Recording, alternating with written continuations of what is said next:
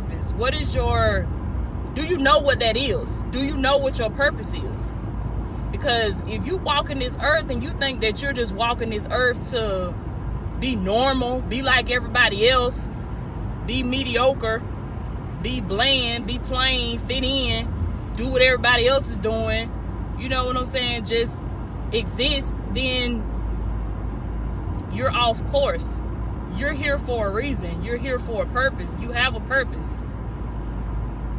There are 2 important days in your life. 2 very important days in your life. And those 2 important days in your life, the first one is the day that you were born. And the second one is the day that you figure out why. Why were you born? Don't y'all know that it's a lot of people, it's so many people that live their whole lives. They live their whole lives. And they never find out why they were born. They never find out why they came to be in the first place. They never figured out what their purpose was. They never figured out why they came to earth.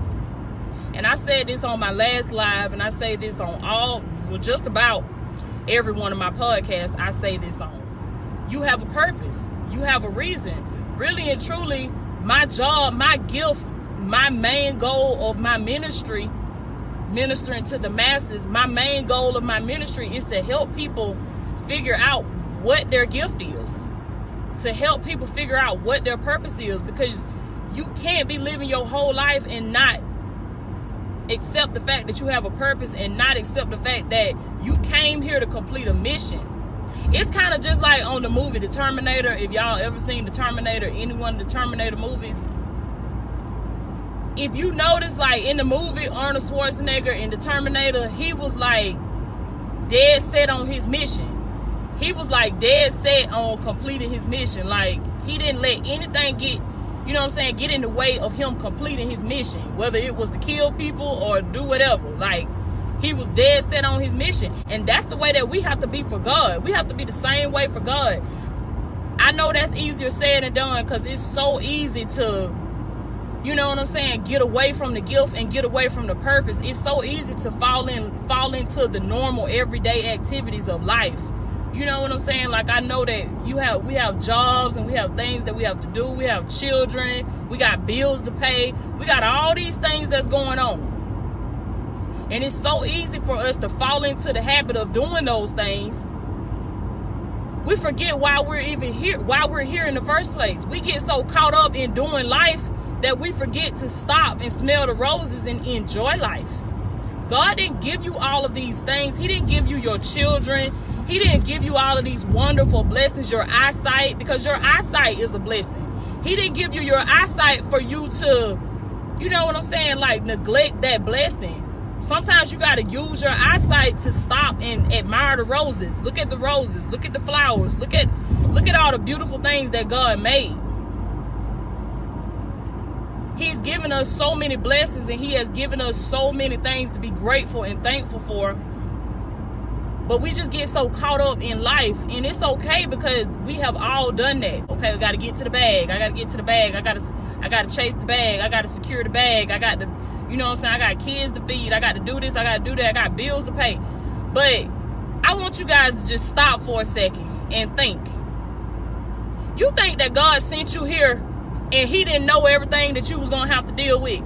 Like, honestly, do you think that God just sent you here into this earth realm and he didn't know nothing about you were going to have bills? He didn't know nothing about you was going to have to be able to dress yourself, dress your kids, pay your bills, secure your finances? You think God don't know your needs? He knows your needs. And that's what I had to realize. He knows your needs. He created you. He knows the number of hairs that are on your head. He knows your needs. He's the creator. He is the divine creator. God is a man. God, think of it like this. God is the manufacturer, divine manufacturer, and he stands by his product. God ain't gonna put no product on the market unless that product has been tested and he knows that that product can perform to its highest capacity. You are that product from God. You are the product. God is the divine manufacturer. He produced you. And guess what? When he produced you, he took his time. He took his time. He didn't just throw something together when he made you. When God produced you, he took his time. He is the manufacturer. You are the product. Before he put you out on the market, he tested you. If y'all look at any manufacturer, a manufacturer is just a company that produces a product, okay? You look at any manufacturer, what they tell you, they sell you this product, they say you have a worry-free guarantee, something like that. You have a, if this product does not perform to the best of its ability, you can return this product, you can send this product back to us, we will, what they tell you, we will reimburse you for all of your shipping costs and all of your shipping fees. If you have a defective product, you can return it back to us. What does that company do? That manufacturer, they do every single thing possible. They do every single thing possible to make sure that that product succeeds. They want their product, that manufacturer, they want their product to succeed, because their product succeeding, it makes them look good. It makes their company look good. And so what you guys have to understand is you are a product. God is the manufacturer. He is your manufacturer. He produced you, and when he made you, as I said, he did not make any junk. This is why you don't worry about what people say about you. Do not worry about what people say about you, because it is not what people say about you. It is what God says about you, and it is what you say about yourself. As Mordia said, it's not what they call you, it's what you answer to, baby. Don't worry about what people say about you. This is something that I had to learn. And I can tell y'all that it's not easy, because it took me a long time. It took me a long time, but guess what? I got it. And I'm here to tell you guys, I don't care how long it takes. I don't care how long it takes you.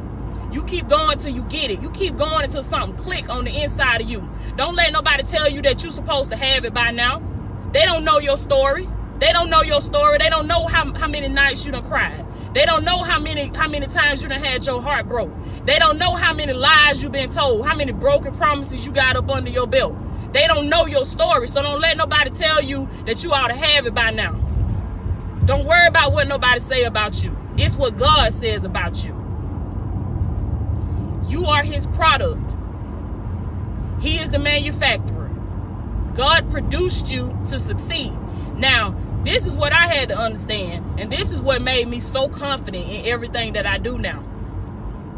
When I realized that I am a product of God, that God is the manufacturer, he produced me, and when he produced me, in other words, he made me, created me. When he created me, and I'm talking about you too, when he created me, when he created you in his image and in his likeness. Look at the manufacturer now. Look at this divine manufacturer. When he got to you, he said, let us make man, and let us make man in our image, in our likeness. In other words, God spoke everything else into existence. He spoke everything else into the world. Let there be grass, let there be lights. He spoke everything else. But when he got ready to make man, when he got ready to make you, and he got ready to make me, okay, he took a different route.